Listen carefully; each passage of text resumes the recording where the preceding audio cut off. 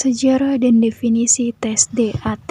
Tes ini dikembangkan pada tahun 1947 oleh George Cabinet dan kawan-kawan dengan memadukan prosedur ilmiah dan pembakuan untuk mengungkapkan kemampuan bakat, baik untuk bimbingan pendidikan maupun bimbingan karir.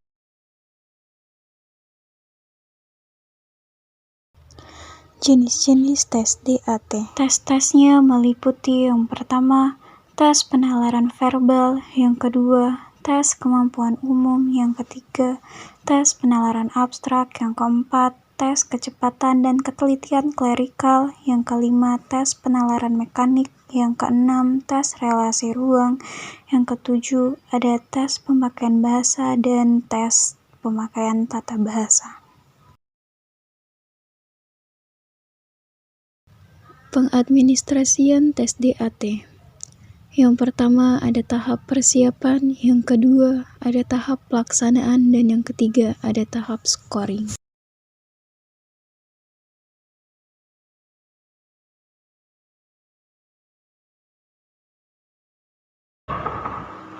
Assalamualaikum.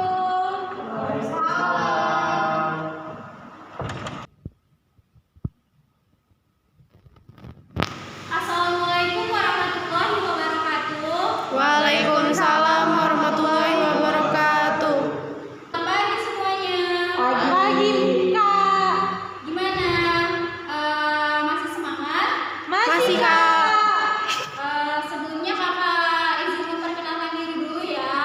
Nama kakak Estia Kurnia. Kakak dari Biro Intelijensi. Di sini kakak mau melakukan sebuah tes, yaitu tes DAT. Sebelumnya kalian sudah tahu apa itu tes DAT? Belum, Kak. Jadi tes DAT itu adalah tes untuk mengukur minat dan bakat kalian atau bisa jadi bakat yang kalian pendam gitu. Tes DAT itu ada subtes yang kami ambil itu subtesnya kemampuan skolastik. Nah, tes kemampuan skolastik ini ada dua bagian. Yang pertama itu kemampuan berpikir verbal, yang kedua itu kemampuan numerikal. Tapi di sini kakak ambil cuma bagian yang pertama tesnya, yaitu tes kemampuan berpikir verbal. Sebelumnya kalian tahu belum tes kemampuan berpikir verbal itu seperti apa? Belum. Jadi kakak jelasin ya.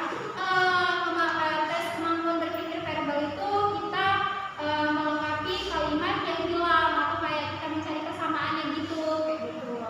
Sebelum kakak memulai tes tersebut, apakah kalian sudah menyediakan alatnya kayak pensil atau pena gitu? Sudah.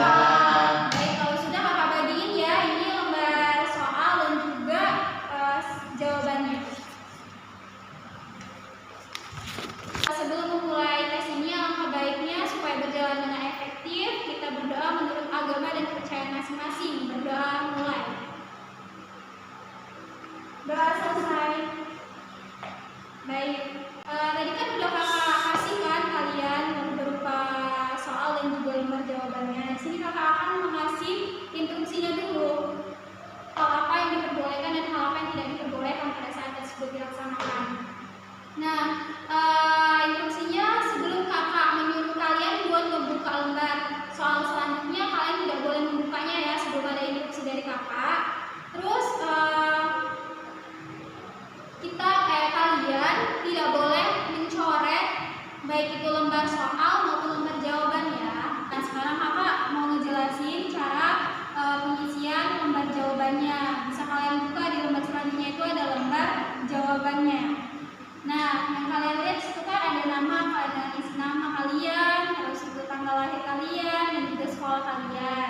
Jika sudah pengisiannya itu kan di situ ada kolom A, B, C, dan E. Dan dimana jika jawaban kalian itu D, kalian menyilang di D.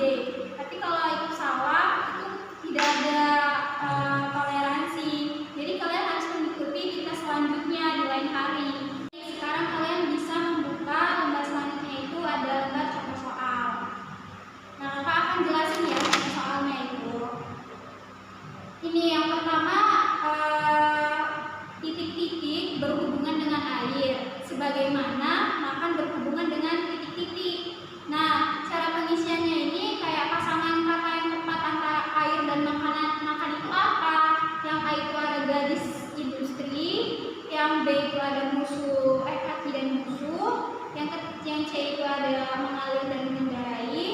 yang ke D itu ada minum nasi, yang E ada minum susu. Nah, menurut kalian yang berhubungan dengan air dan makan itu jawaban yang tepat yang mana? A, B, C, D, atau E? B.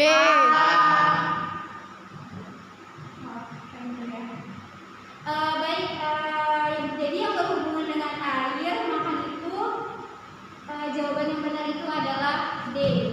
Mengapa D? D kan minum nasi. Kalau air kan pasti minum dan makan itu pasti nasi. Nah, jadi yang berhubungan itu jawabannya D, yaitu minum nasi. Terus kita ambil lagi ya contoh yang kedua ya. Contoh soal yang kedua itu titik-titik berhubungan dengan siang hari, sebagaimana makan pagi berhubungan dengan titik-titik. Nah, pasangan kata yang tepat itu antara siang hari dan makan pagi itu apa? Ya, jawabannya itu ada A, makan siang subuh, B, makan siang pagi hari, C, matahari bergembira, D, pintu sudut, atau E, sopan pagi hari. Nah, menurut kalian yang mana nih? Nah, ini contoh soal yang kedua jawabannya. B.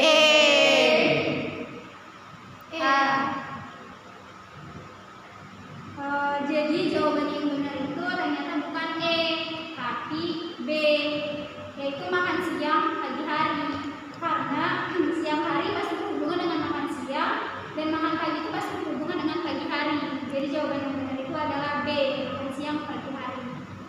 Apakah kalian semua udah paham mengenai contoh soal dari tes kemampuan berpikir verbal ini? Sudah, Kak. Baik, kalau sudah paham berarti kakak bisa ya memulai tes ini. Jadi tes kemampuan berpikir verbal ini ada 50 soal dan diberi waktu pekerjaannya 30 menit. Kakak mulai ya.